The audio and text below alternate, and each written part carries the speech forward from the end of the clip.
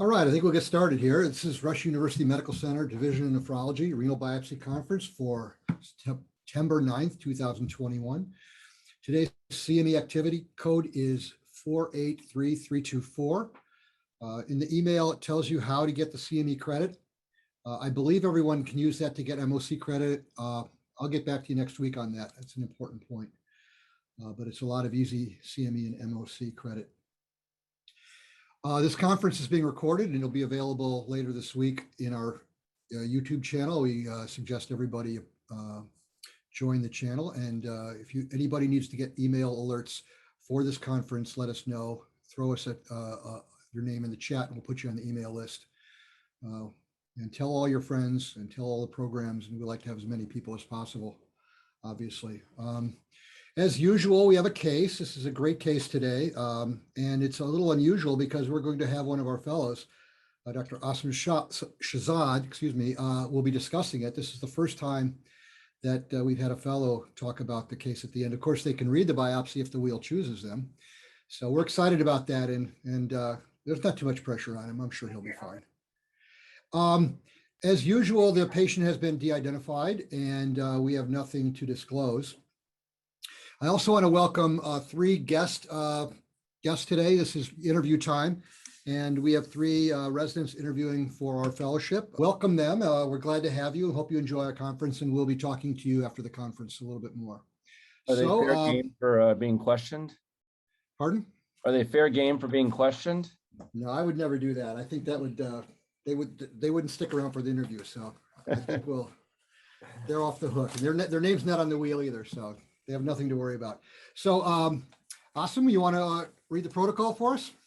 Sure, sounds good. So we have a 30-year-old white male with a history of HIV, diagnosed 6 years ago on Genvoya, an extraction of wisdom tooth 10 days ago, presented with the worst headache of his life. He was found to have a subarachnoid hemorrhage and a serum creatinine of 3.4 with proteinuria and an active urine sediment with no baseline available. He had been placed on amoxicillin and ibuprofen PRN post-tooth extraction. The creatinine initially improved with IV fluids and then plateaued at 2.5 to 2.6. His past medical history, as mentioned above, is positive for HIV, diagnosed 6 years ago with CD4 cell count more than 200 and an undetectable viral load. Had right subarachnoid hemorrhage diagnosed 3 years ago, seizures, TIA 6 months back. Had appendectomy done 10 years ago and a wisdom tooth extracted 10 days ago. Review of system, in addition to the severe headache, was also positive for photophobia and fatigability. He had no known allergies. Home medications include Genvoya, which is a combination of alveltegravir, emtricitabine, tenofovir, and cobicistat, amoxicillin, ibuprofen. Social history: he was never a smoker and denied any drugs or alcohol use, and he had no known renal disease in the family.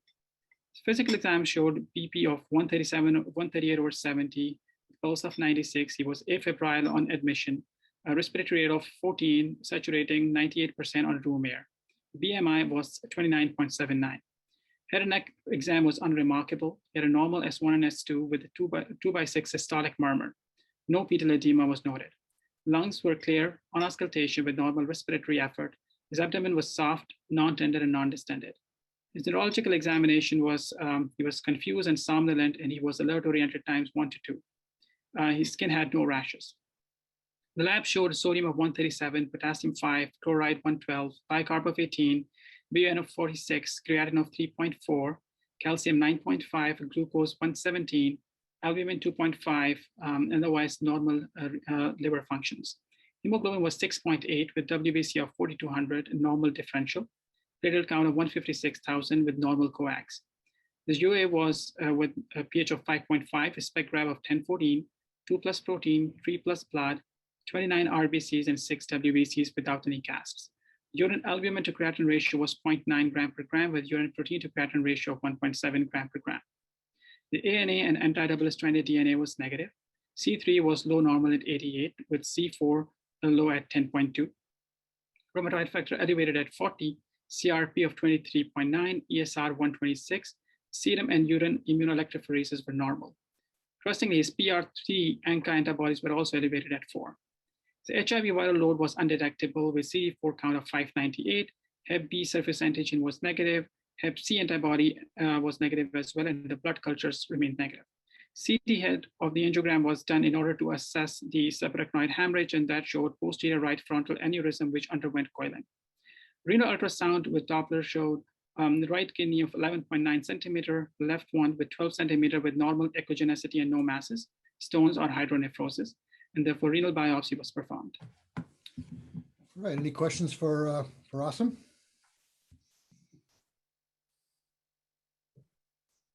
Good, I want to start with a poll here. So I want to say this is happening on a Friday. And it's Friday afternoon when this patient comes in the hospital. And obviously this is biopsy conference and there will be a biopsy as part of this case. But you know, it's Friday and you're probably not going to be able to do the biopsy till Monday. And you're probably not going to have results till Tuesday. So with that in mind, I want to ask a question. Pending the kidney biopsy, would you start steroids? Yes or no?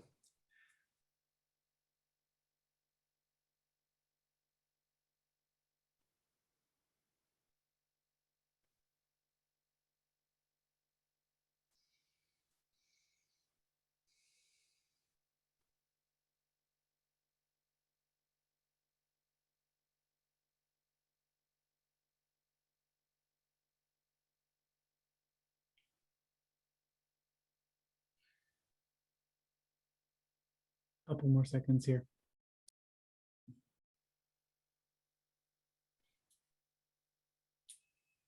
I think we'd stop right there.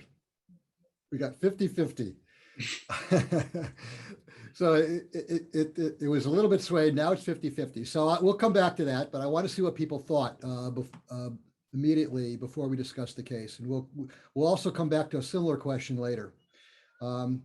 And at this point, Dr. Whittier, why don't you give us a differential diagnosis here with what you have? Sure, thanks. There's actually a lot going on here for this young guy. You know, one question for this Genvoya, and I should have asked it earlier, the tenofovir that's in it, is that the new one that's the prodrug, or is that the old one that's more associated with renal failure? It's the old one that he has been taking it for since he was diagnosed. Okay.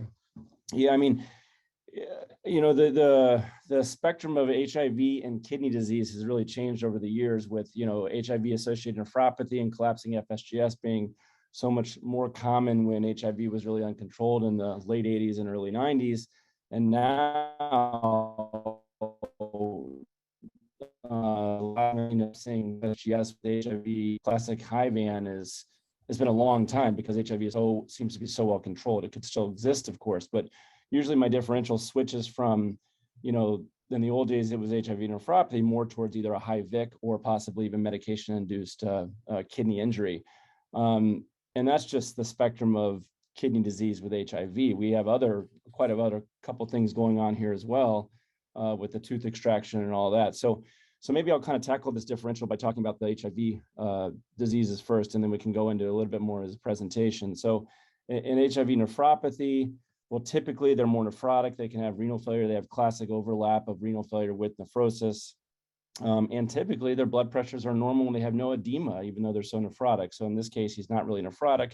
His serum albumin is low, but he only has 1.7 grams, even though about half of it is albumin. And the reason for that low blood pressure and no edema has always been a little tricky for me to figure out. I know that it's been blamed on the fact that you can have a tubular interstitial disease and dilated tubules, and thus you can get a salt wasting. Therefore, that might be why you don't have edema in your blood pressure.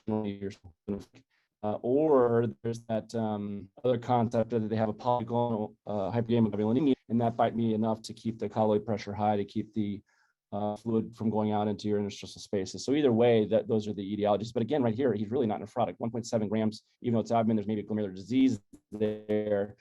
It's not really pointing towards the nephrotic syndrome much. Could it be high VIC? Well, that's all the immune complex diseases that have been associated with HIV as well. That's from anything from, you know, infection-related GN to MPGN to IgA nephropathy to a lupus-like syndrome. So given the fact that he's a little bit more hematuria predominant here compared to proteinuria predominant, I would keep that up in my differential as well. And then lastly, the side effects from the medications. Tenofovir classically will give you a really significant tubular interstitial disease. It can happen even though you've been on it for a long time. less so with the prodrug, but cases have been reported. Significant non-gap acidosis, which he has. We see here that his urine pH is 5.5 when it likely should be 5. So there's a little bit of evidence of tubular damage there if you're going to believe the electrolytes for that. It's a non-gap acidosis, so it doesn't look like the lactic acidosis is present in case. Conditions that are also on a lot of other frequently. They're on Bactrim, which can give you interstitial nephritis. He's not on that, but he comes in right after a tooth extraction with amoxicillin, which could lead to interstitial nephritis, and ibuprofen, which of course can lead to ATN or even a slower interstitial nephritis as well. So I think all of those are on the differential. And then the reason for the tooth extraction was that there was a headache there. Was that there was an infection there? And could he post-infection? So the differential here is really wide. I would expect with classic post-infectious, he would be more hypocomplimentemic, but again, it's only been 10 days. So really everything's all over the boat. So I guess given the fact that he's got hematuria, he has a recent onset of this tooth extraction was on ibuprofen. I would suggest that he's got an underlying Hiv with some interstitial nephritis or ATN as well, as what we're going to see in the biopsy. My Hiv disease, it's hard for me to narrow that down to just one. What do you make of the ANCA? Yeah, it's a good question. I mean, let me just see if the PR3 antibody was 4. And the reference range is less than 3.5. So I didn't really think much of it, to tell you the truth. I know that POS immune, actually, no, I didn't really think much of it at all. Okay. What about the ibuprofen? Yeah, and sorry, looks like ibuprofen can because of the it was a tooth extraction. So you add pre-renal to ibuprofen, and that can give you into ATN pretty quickly. Of course, you could think about minimal change with ibuprofen as well, but he doesn't have that significant amount of albuminuria for me to really invoke that as a cause. So I think a little bit more like ATN there, possibly some interstitial nephritis from his amoxicillin. And with the hematuria, I was thinking more of Hiv. Great. Dr. Gash, did you have anything to add to his differential? Yeah, I'm actually more focused on that ANCA because he's got pretty bad AKI. He's got a lot of hematuria and a positive ANCA. So I am going with the ANCA-associated vasculitis in addition to everything else that Bill said with HIV. And HIV is pretty much treated. His CD4 count is pretty good. His viral load is undetectable. So I'm not really certain if there's going to be anything HIV-associated here on the biopsy. That would be kind of unusual. The dental extraction, the antibiotics, the NSAIDs, all of that stuff with interstitial nephritis, that would fit as well. So interstitial nephritis versus a vasculitis are my top two. Vasculitis probably number one because a positive ANCA in a 30-year-old, you can't just ignore it. Great. Well, I think that's a good differential. I think it's time to take a look at the pathology, and I'll spin the wheel, and we'll see who gets to read this case today.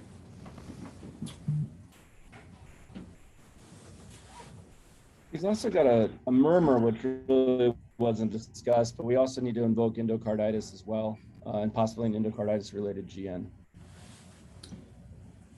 Yeah, that's a good point, actually. Okay.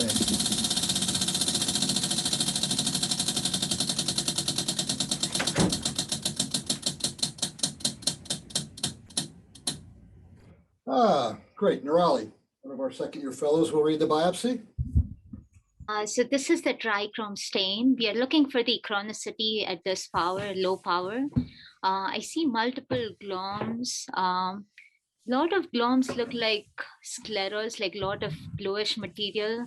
So, but it's hard to say at this power, but I feel like some of the gloms are completely scleros. The interstitium, there is fibrosis, but it seems more focal. So I would say maybe about 20-30% of fibrosis in the interstitium and couple of globally sclerosed gloms. Yeah, very good. Yeah, I did say 30% cortical scarring. And as far as the globally sclerosed, there were 13 out of 16 or 80% globally sclerosed. Okay. So very good at low power. Good interpretation. Are you using Asim's computer, Nirali? Yes. Okay, go ahead and click on the screen. And then, okay, now you're controlling. Go ahead. There. So this is the HNE stain.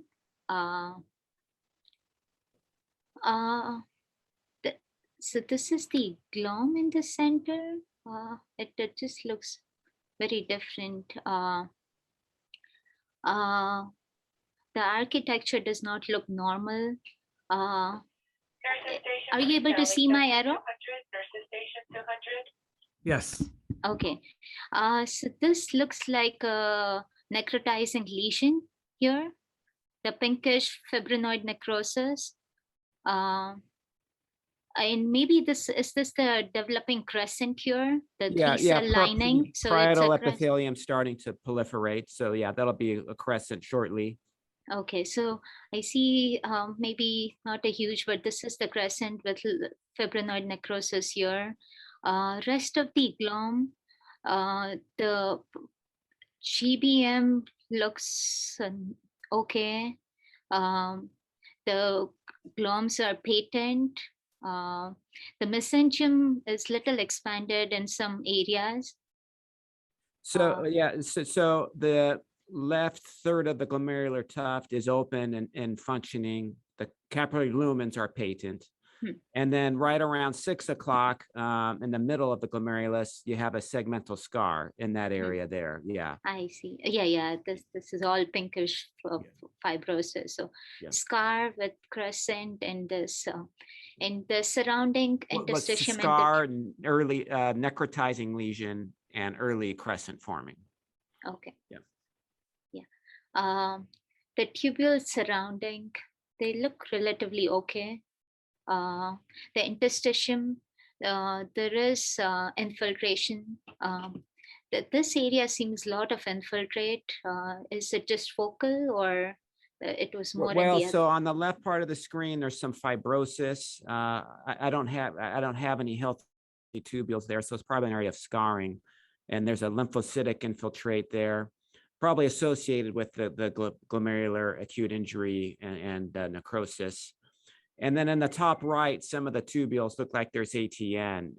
Yeah, there's a sloughing of epithelium into the lumens. We'll probably see a loss of brush border on the other stains. Okay. So this is the silver stain of that corresponding glomerulus. Okay. So this is the segmental scar with the fibrosis, and this is the crescent. More than 3-cell layer lining, and the rest of the glom here, which looks relatively okay. I don't see any spikes or holes or the splits here, but here we are able to see that the Bowman's capsule and there is the crescent here. Well, so what's happening to the glomerular basement membrane? Right. It's breaking apart here. Okay. Yeah. So can you trace it around and show me a break? The break is here. No, that's Bowman's capsule. Right below the pink material, right in there. Yeah. See, yeah, follow that loop around right there. It breaks off. The arrow is moving too fast, but right there, that should be an intact capillary. It's broken apart. And you have fragments of basement membrane floating around. So that's your necrotizing lesion there. Okay. And you have fibrin just flowing out of it, right? Yep, exactly. And probably monocytes and macrophages in there as well. Yep.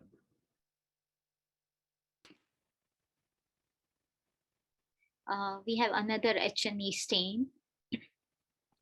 So we have 2 gloms here. This looks all fibrosed or scarred.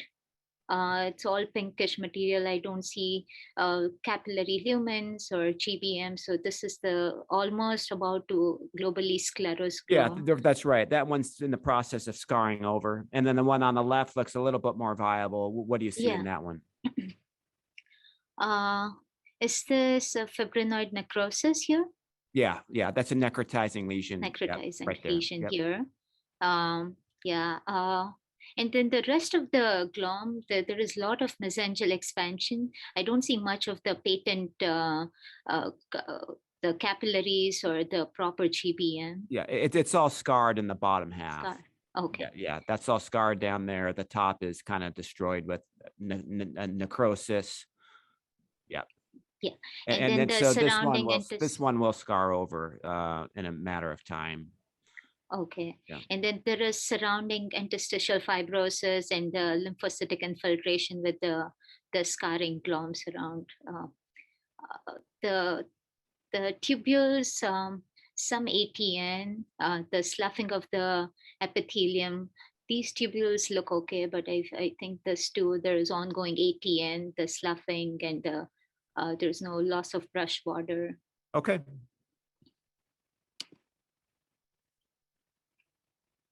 So we have another H&E stain.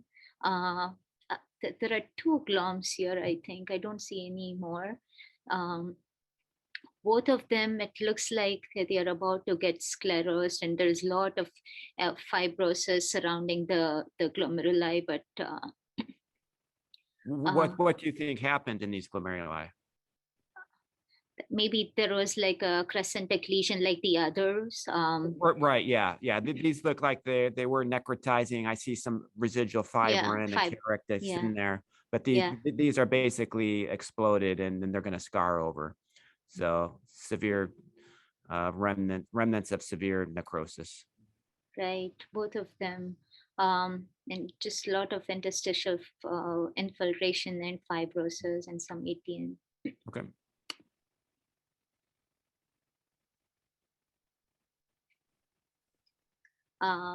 We have low power H&E with multiple gloms, 4 total I see, and all of them, it seems like that they are scarring or they are in the process of getting completely scarred down, and the remnants of the necrotizing lesion. That's right. Yeah, these were a little bit further along. So, I mean, we had 16 glomeruli. We saw a couple viable ones that had necrosis. The rest looked like this. They're scarring down. 13 out of 16. So yeah, that would be like almost over 80-90%. Yeah. So we have one glom here of the way this. We have a portion of a functioning glomerulus. Yeah. Hanging on for dear life at the edge of the biopsy. Yeah. It looks relatively okay. The patent capillary lumens and the GBM, it's thin and delicate, and I don't see any crescents or other necrotizing lesion, or so this looks like relatively okay. Yeah, it's the one glomerulus that's keeping him off dialysis. All right. Yeah. We have PAS stain. There are no gloms on this section, all the tubules, and we are seeing a lot of ATN on this one. There's loss of brush border, there is sloughing of the epithelium. So just ATN. I agree. Immunofluorescence is negative for IgG. Yeah, you could see, there was a big scar if you could make it out there, but yeah, that's fine. The fluorescence is negative. Okay. The scar, is this the one? Yeah, and up to the left, that whole area of tuft is consolidated. And there was some open loops to the right. You could see the ghostly outline of some loops over there. Yeah. Okay.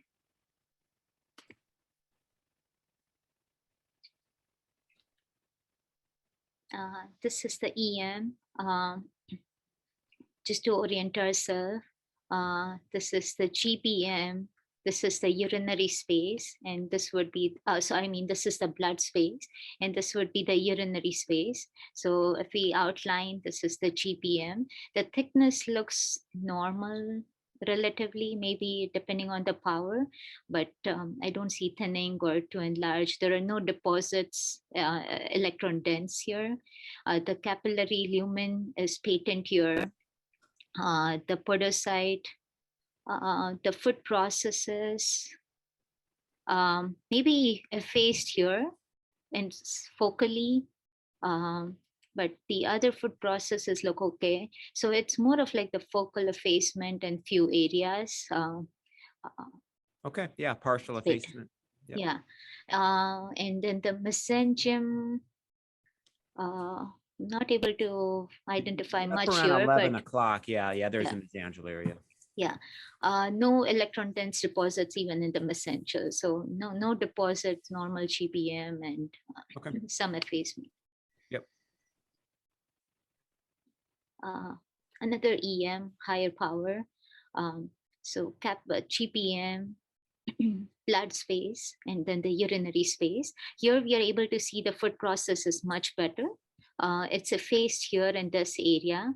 And then again present in the others, so focal, and no electron dense deposits in the GBM or in the mesenterial areas. Good. What's your histologic diagnosis? So we saw the crescents and the necrotizing lesion, but the immunofluorescence was negative. So this would be post-immune necrotizing lesion, GN, glomerulonephritis. Great. Good read. Yeah, and I I would wanna- also emphasize all the chronicity there. Like we said, 80% of gloms globally sclerosed, 30% cortical scarring. So Yeah, but certainly the glomeruli look a lot worse than the interstitium, although we know that interstitium correlates much better with prognosis, but it's possible that there's some lag here. Regardless, I want to throw another poll out now with, if you could put that up. So at this point, so now with the information we have at this point, I would like to know, now that you've seen the biopsy, would you give steroids with rituximab with or without Plex, steroids with cyclophosphamide with or without Plex, or none of the above?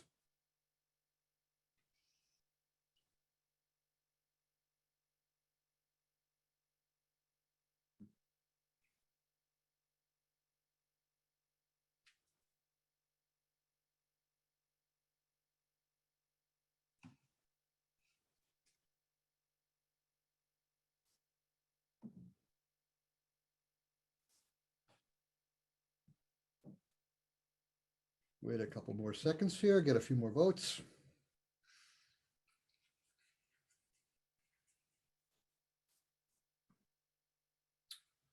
Okay, you want to show the results here? Yep, being shared. Okay, about half the people want to give rituximab and steroids, about 33% want to give steroids and cyclophosphamide, and the lowest percentage says none of the above. And so we'll get into that. But before we get into what we did and what else is going on here, Casey, what are your thoughts about treatment? What did you vote for? I voted for Rituxan plus steroids for treatment of this without plasmapheresis. That's what I voted for. Based on the Pexivast trial, and he's not really dialysis dependent. He doesn't have alveolar hemorrhage. So the traditional indications for putting on plasmapheresis were in there to begin with. But, even now, it seems like long-term outcomes of these patients with vasculitis with plasmapheresis is about the same whether you do it or not. So I'm going to say no to plasmapheresis, but I would induce him with Rituxan and prednisone. All right. So before we hand it over to Asim and tell us, what he did, a little bit of full disclosure here. I think I set you guys up pretty well for exactly what you did, and you kind of fell into my trap. And that's a little bit based on withholding maybe maybe a tiny bit of information here and there, but it's to make a point. It's to make a really good point. So Austin, take over.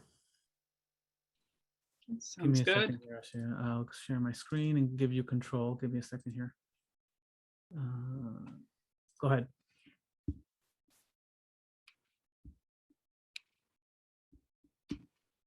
All right. So interestingly, while we all thought it was kind of post-immune GN, but patients started developing, low-grade fevers. And then given this subarachnoid hemorrhage and the CT angio finding, there was a concern for a mycotic aneurysm.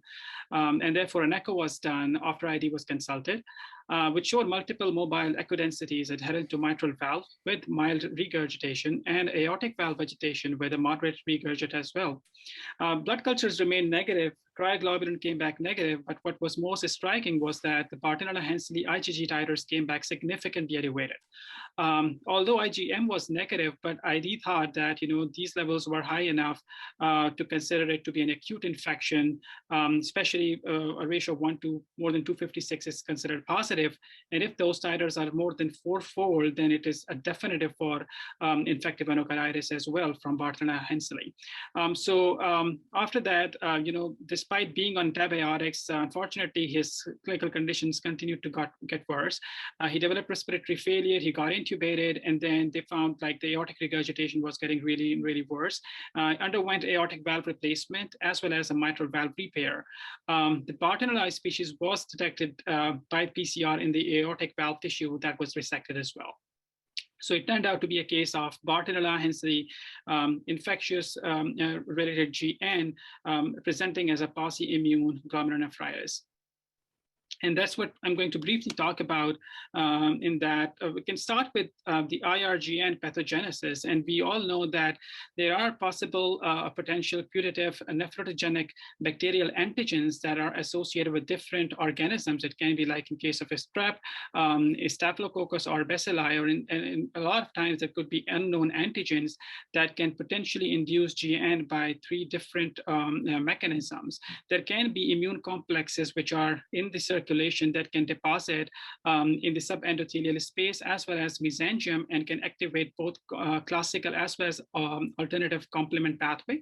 Or there could be in situ deposition of the bacterial antigens, and then the immune complexes go and target those antigens, or they might even be the antigens in the GBM by the mechanism of molecular mimicry, then activate again alternative pathway. Or the third mechanism is there might be in situ deposition of those bacterial antigens without immunoglobulin's involvement when those antigens get hooked up to plasmin, and that in turn activate the alternative and lectin pathway to activate the different chemotactic agents. Once those neutrophils and cytokines are released, that can in turn result in the proliferation of the glomerular endothelial cells and can damage the GBM as well as the mesangium. There are certain host factors like genetic susceptibility or abnormalities in both alternative or pathway of the complement that can predispose patients to develop IRGN to begin with.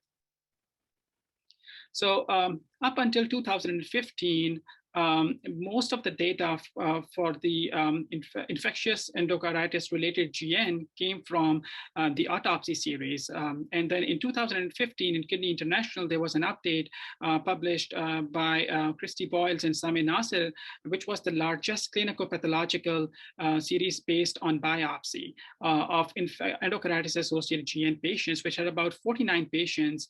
Predominantly, they were male patients within every age of 48 years. Most common presentation in those patients was acute renal failure, and it's about 79%. And interestingly, less than 10% presented as an acute nephritic syndrome. In terms of the valve, tricuspid being the most commonly involved valve, followed by mitral and aortic valve. It is a little different compared to Bartonella-Hensley, where we see aortic valve being the predominant involved in valve as well. And almost 100% of the cases of Bartonella endocarditis involve the cardi tympani and the cardi structure of the aortic valve, which was in our patient as well. Staphylococcus is most common organism overall with 53%, and among Staphylococcus, MRSA is seen in about 60% of the cases, Streptococcus in about 23%, where the 10% is fastidious organisms, which are really hard to culture, like Bartonella, Coxiella, and Gamella.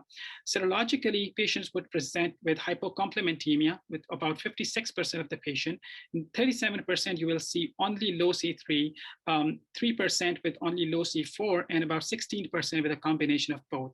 Antibodies in this series were about 28% positive, and then about half of these patients were MPO antibody positive, where the rest of them were PR3. In terms of the light microscopy, crescentic and necrotizing GN was 53% of these patients, with diffuse proliferative GN in about 37 and mesangial proliferative in about 10% of the cases. Immune fluorescence staining was really remarkable as well, with about 44% presenting in posse immune, as opposed to a regular infection-related GN cases where we see that the immune complex deposition is one of the profound features of the biopsy.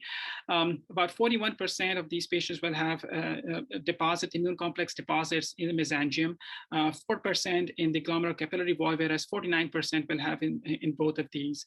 We rarely see subepithelial humps, which is one of the classical features of infection-related GN. In case of posse immune GN, of course, related with infectious endocarditis, only 14% of these cases had that, with 84% mesangial deposits, 45% in subendothelial, and 35% in subepithelial deposits. It's good to note that almost 10% of these patients will have no deposits at all, just like our patient, which had no deposits on EM either. So another review of literature that was published in Infectious Disease of Clinical Practice in 2016 looked at only the cases of Bartonella endocarditis, which presented as posse immune GN. And that gives a really good summary of the overall cases that have presented so far. And if you look at the light microscopy, majority of them do present with crescents or segmental necrotizing GN, which was the case in our patient as well. And immunofluorescence, almost 60% had immune complex deposition, but about 30% or so had posse immune, including our case. If you talk about the ANCA antibodies, predominantly PR3 was associated with Bartonella endocarditis GN as well, as opposed to MPU antibodies. 60% of these patients ended up getting steroids. 20% got a combination of steroids and cyclophosphamide. The renal outcome was kind of worse in one patient who got immunosuppression with cyclophosphamide and steroids and ended up developing end-stage renal disease, followed unfortunately by death, whereas the rest of these patients had good renal outcomes overall.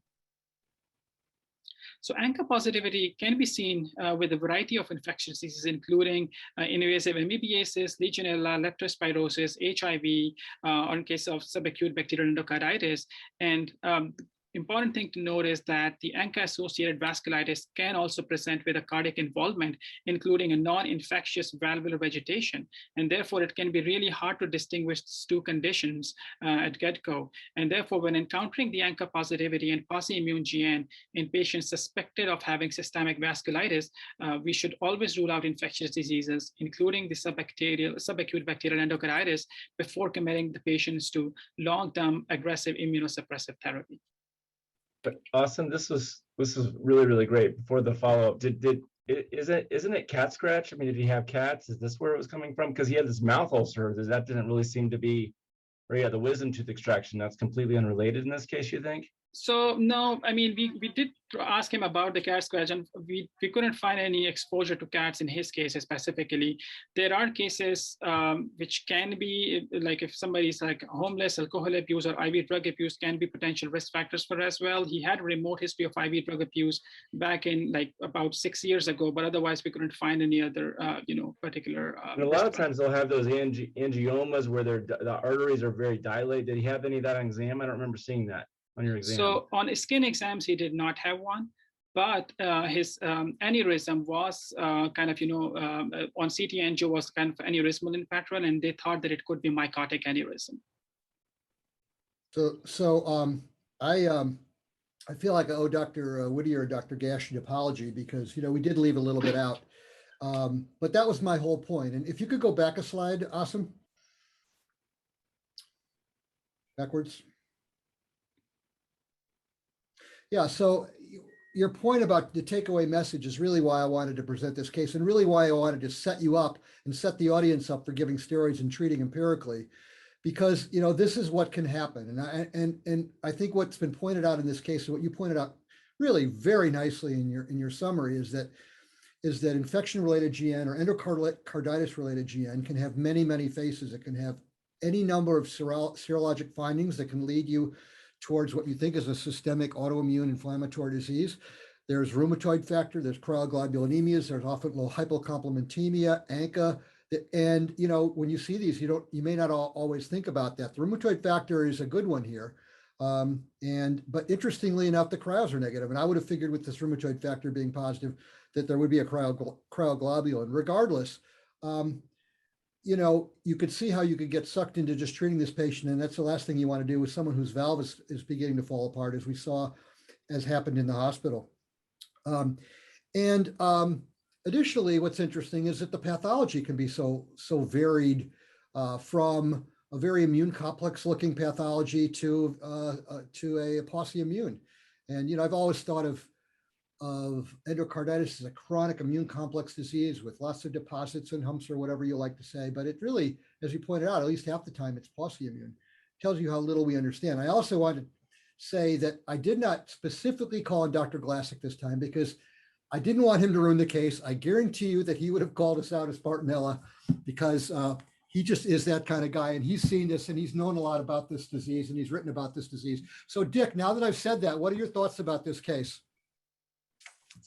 Should have been higher up on the differential diagnosis for several reasons. One is the profound anemia in this patient. 6 grams of hemoglobin with a creatinine of a little over 3. The chronicity, the presence of 2 subarachnoid hemorrhage episodes, and you have to reinterpret the complement in light of the severe acute inflammatory response with a very high CRP and a very high SED rate. These complement levels, although only borderline, probably represent very severe hypocomplementemia, because you would expect the C3 and C4 to be greatly elevated in someone with this degree of inflammation. The biopsy certainly shows a lot of chronicity, and I wouldn't be surprised if this patient has had Bartonella endocarditis for not just a few weeks, but probably months, and maybe even much longer. To explain the mycotic aneurysms, the subarachnoid hemorrhage, the severe chronicity of the lesion in the biopsy. Fascinating case. Well, this is exactly why I didn't call on you, because I think you would have ruined it for everybody. And I wanted to make a point by having people give immunosuppression. So, and that brings up a really good point, because, he's had 2 aneurysms, bleeds, and, some of these low-grade infections can last, for years. I don't know, Awesome, I think he looked up if Bartonella, you can have it for several years, but he had a subarachnoid hemorrhage a couple of years ago. And, logically, I don't know. It seems like it's very possible this has been going on all the time. But I don't know if that's the case. I'd have to speak to somebody who really knows ID, or maybe this is the first time. It just seems like such a huge coincidence that you would have a ruptured aneurysm a few years ago, and now he has a mycotic aneurysm, and they're not related. So I like the thought that he's had this all along, but that may be stretching it quite a bit. To further make this point, I remember a case that we had several years ago, actually a long time ago, that Dr. Corbett had. If you could just advance the screen, and Steve can tell us about it.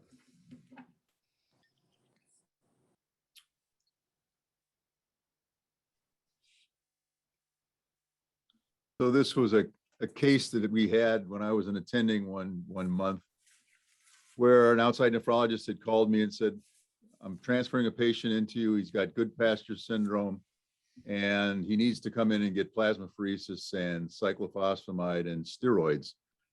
He had presented with pulmonary hemorrhage. He'd had a fever. He had severe anemia, was found to have pulmonary hemorrhage. and acute kidney injury. We transferred him to the hospital, and I realized when they transferred him, they hadn't really worked him up yet. So we sent off all the serology, we get him ready for a biopsy. We do the biopsy and we see this diffuse proliferative and exudative glomerulonephritis, which didn't have any crescents and interestingly didn't look like good pastures. The immunofluorescence showed IgG, the EMs showed, big subendothelial deposits. The complements come back, the C3 and C4 are on the floor. The ANA was negative. The rheumatoid factor was sky high. The guy's cryocrit was sky high. We sent the cryo off to be evaluated, and the rheumatoid factor and the cryocrit was extremely high as well.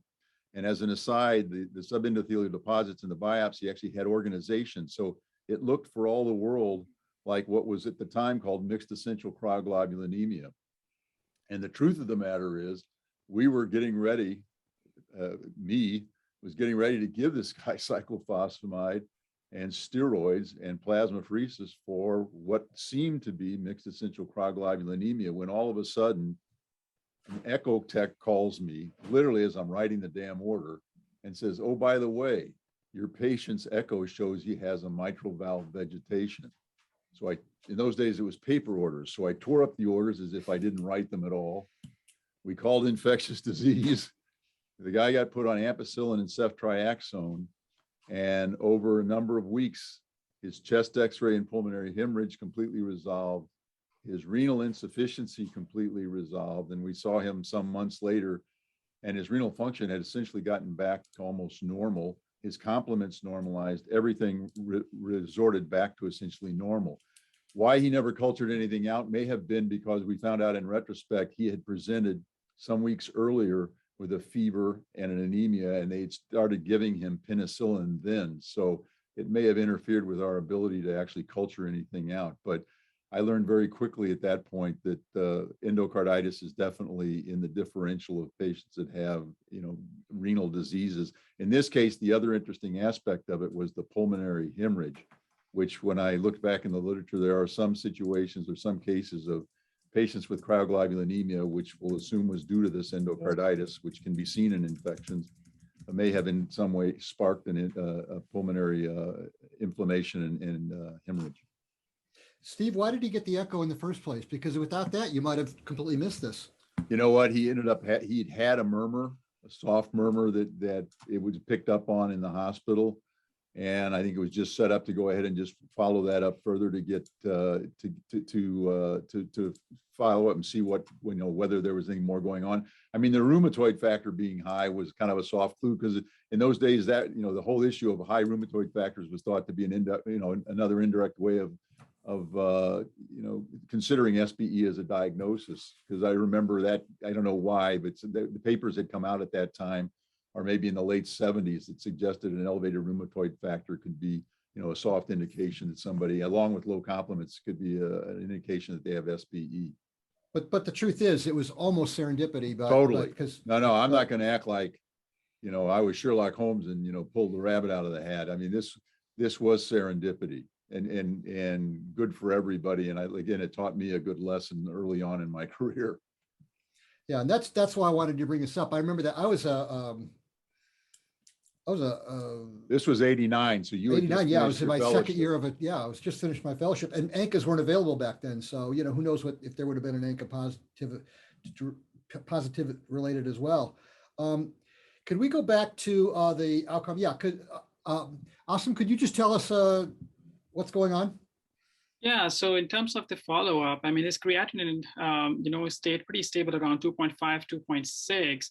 We really didn't have a baseline on him, so we don't know, but looking at the chronicity, of course, this process had been going on for quite some time. He received the ceftriaxone and doxycycline for initially for 6 weeks in total, and his creatinine stayed the same at the time of discharge. His course of antibiotics, since his mitral valve was not completely removed and it was just repaired, ID ended up giving him doxycycline for 3 months in total instead of 6 weeks. And then at the beginning of this month, he had an outpatient follow-up with the creatinine down to 1.82. So that's where we are right now in terms of his follow-up.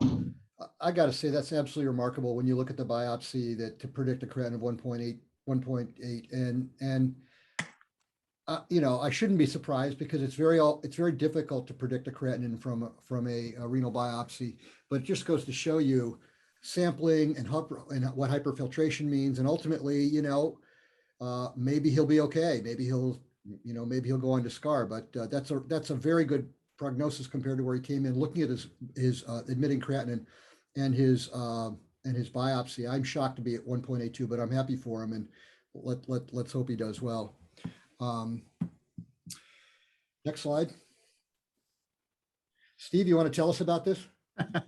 So I don't know, for those people out there that are old enough to remember Ted Nugent. I mean, he's become famous probably for the wrong reasons now, but Ted Nugent had come out with an album called Cat Scratch Fever in the, I think it was late 70s, early 80s. And when this came up, I couldn't help but kind of resurrect that. I remember the album. I didn't realize that it was actually on the title of, it was on the album itself, but this was a young Ted Nugent when he had Cat Scat Fever, which was actually a fairly popular song at the time. Yeah, unfortunately now that's going to be in my head for the next 3 weeks. I know you know it because we sang it together earlier. I know. But that's what he had. He had cats, you know, he had Bartonella, and you know, I've never seen anything like this. I've never seen it. We've talked about it in ASN communities. Dr. Glassix brought it up a couple times and actually diagnosed it in communities once. So I know he knows quite a lot about this, and it's much higher on his radar. Casey Gashty, Dr. Gashty just asked the question, what is the minimum infectious disease workup when you think you have somebody with, you know, with ANCA-associated vasculitis? It's a really good question. I mean, I wanted to make a point here, but I don't think we have to go crazy either. But I don't know the answer. I think that, you know, blood cultures in the right patient and maybe an echo in the right patient, and just have it in the back of your mind, because, you know, these are 2 cases that we've had that were masked as something else, as just GN, as a primary GN. Or systemic disease related GN, not an infectious related GN in 20 or 30 years, but it could have been catastrophic in both of these cases had we not gotten the diagnosis. So, you know, that was the point. I think we made a great case, and I really, really appreciate everyone being good sports about this, because I did lead you on in a way for my own agenda, but I think we achieved our goal. So with that, I want to thank everybody for coming. This conference will be out in a few days on YouTube. Please watch it. Tell your friends. Subscribe to our channel. We'll be back next week. And Asim, you did a great job. I'm very proud of you. Do we have good fellows or what? And I think we'll end with that.